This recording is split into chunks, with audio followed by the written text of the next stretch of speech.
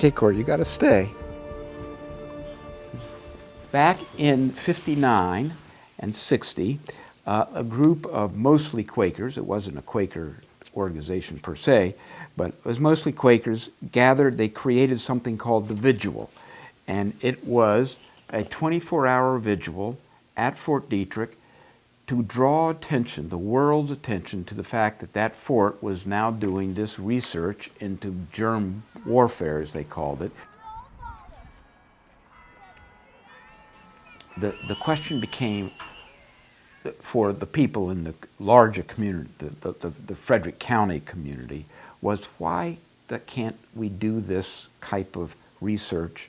For those who thought the research needed to be done, why can't it be done somewhere else? Why do you want to add this type of research in a community? As far as I'm concerned, Biolabs 3 and 4 labs, which deal basically with the incurable type research on incurable type diseases, by and large, should not be in a metropolitan area, residential area. Time is distance. If something leaks out of one of these labs, time is distance. And the rate of dispersion can make it harmless or can make it very dangerous. Now, a lot of these stuff aren't going to survive in the atmosphere, but that's not the point. Remember, accidents are things that don't happen. You say, well, that can't happen. Well, that's not true. And accidents are things that happen that you think can happen. Fortunately, and I've said, and I sleep with this still to this day, the winds blow from my house to Fort Detrick. Now, I think to myself, I'm lucky it's blowing in that direction most of the time, but it really seems like I shouldn't have to be involved in that kind of luck to be able to enjoy my very nice lifestyle here in this. So thank you for joining us today, and if she hasn't already, she wanted to give all of the aldermen. We do have one committee that is seen as a citizen committee that has some reason for the different agencies at Fort Detrick, and there's a whole lot of agencies that are now involved in this kind of work, and the community. This committee is supposed to be a way in which those two can talk and help people like myself and many others have a more secure feeling about what Fort Detrick is doing, and specifically that our safety is on their minds as they work. I'm Beth Willis, and I'm chair of the Containment Laboratory Community Advisory Committee, and this is David Kay, who is the vice chair. Our mission is to serve as an interface between the laboratories and the public.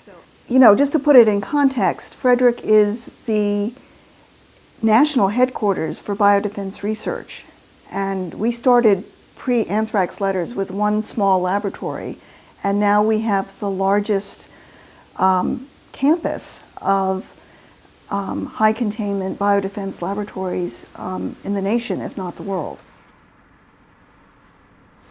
The concern is, what if something goes wrong?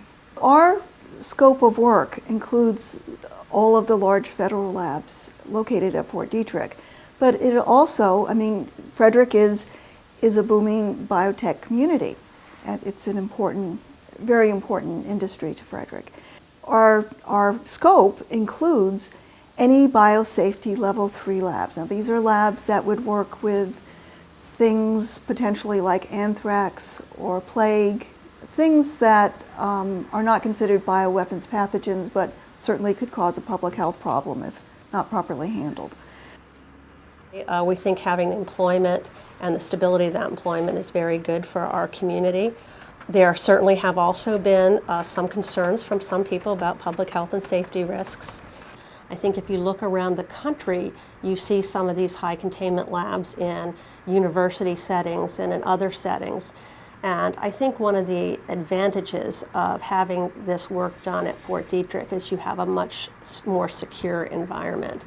And because you have multiple layers of security in terms of access and control, and it is a public body that does have a public relationship with the community. So is it perfect? No. Is it something we work on? Yes. It is very important to know lots about how robust the procedures and the safety programs are. But what people are really interested in is how well it's working. We all assume they've got great equipment and terrific procedures.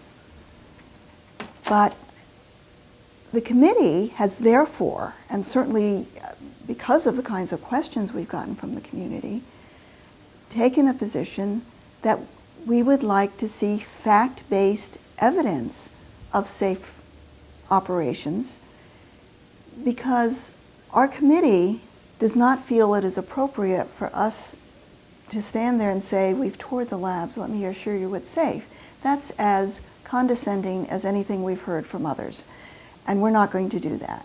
I feel strongly that when it comes to health and safety, particularly federal programs are accountable to the communities in which they have arrived without being invited by the public.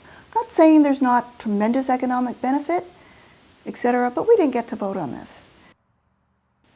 It feels like the decisions are out of our control.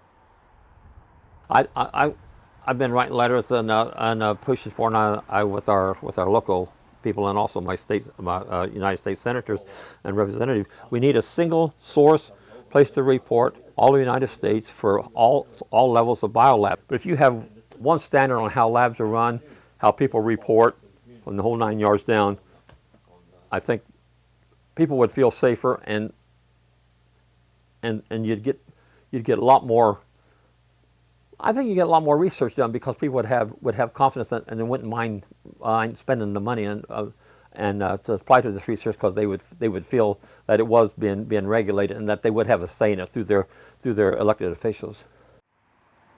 I think the people of Frederick could handle more information about where the dangers lie. I don't know where the line should be drawn, but at this point, not having any information about where the dangers lie is only going to continue this suspicion and make Fort Detrick not a part of the community, but feel like an alien force within the community to many folks.